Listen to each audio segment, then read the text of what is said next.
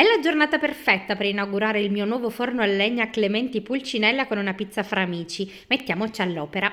In planetaria trasferisco la pasta madre liquida, l'acqua a temperatura ambiente e un mix di farine di grano antico siciliano, nello specifico Maiorca, Rossello e Timilia. Lavoro il tutto in maniera grossolana, quindi copro con un panno umido e lascio riposare per un'ora in autolisi.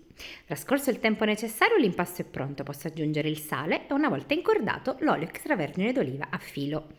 Trasferisco l'impasto sul piano da lavoro e lo compatto bene, quindi lo lascio riposare in massa a temperatura ambiente per 3 ore.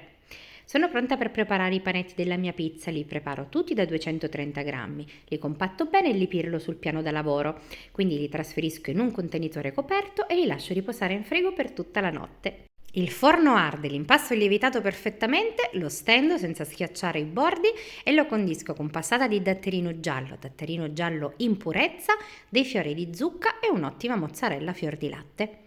La pizza è pronta per andare in forno, che ha perfetta temperatura, e dopo 2 minuti, eccola lì, meravigliosa.